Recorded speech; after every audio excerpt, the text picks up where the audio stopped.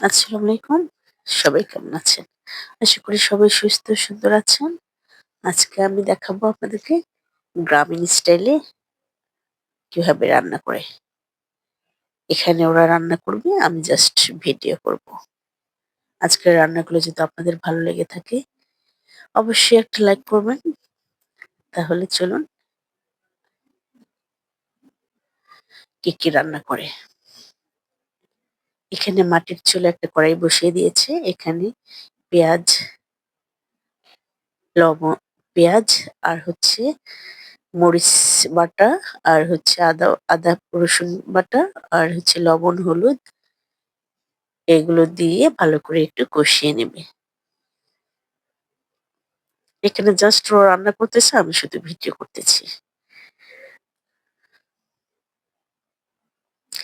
এখানে মসলাগুলো সব কষানো হয়ে গেছে।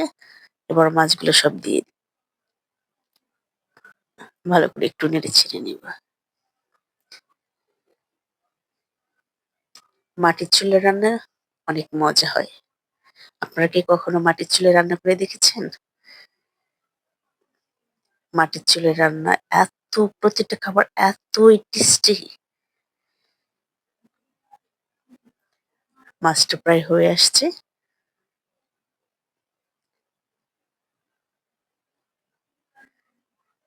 লাকড়ির চুলা তো অনেক চটজলদি রান্না হয়ে যায়।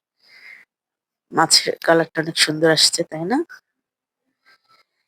এবারে গরুর মাংস রান্না করবে। এবার মাংসগুলো ভালো করে ধুয়ে এখানে একটা প্রেসার কুকারে কয়েকটা সিটি দিয়ে নিবি। এরা এখানে করতেছে, আমি আমার মনের মতো করে আমি সবগুলো ভিডিও করে নিচ্ছি। ওরা ওদের মতো করতেছে, আমি আমার মতো ভিডিও করতেছি। হয়তোবা ভিডিওগুলো একটু খুব লেন্থি হতে পারে। যাই হোক, কিছু মনে করবেন না। এখানে তো আমি রান্না করতেছি না, ওরা রান্না করতেছে, আমি সব ভিডিও করতেছি। এখানে আদা রসুন পেস্ট, তারপর হচ্ছে গরম মসলা আ বাটা, শুকনো মরিচের গুঁড়া, মানে শুকনো মরিচ এটা বেটে নিয়েছি। আর হচ্ছে এখানে জিরা বাটা। এগুলো সব মসলা এগুলো দিয়ে ভালো করে মাংসটা মেখে নিবে। এখানে লবণ, হলুদ, তেল, মাংসের মধ্যে যা লাগে সব দিয়ে মাংসটা ভালো করে মেখে নিবে।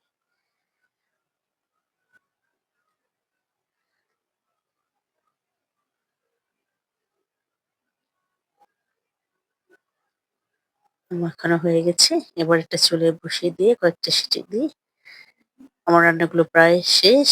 এখানে মাছ, এখানে লাউ, গরুর মাংস দিয়ে লাউ রান্না করা হয়েছে। এখানে গরুর মাংস, এখানে মুরগি। আজকের রেসিপিটা আপনাদের যদি এতটুকু ভালো লেগে থাকে অবশ্যই কমেন্টে জানাবেন। ওকে।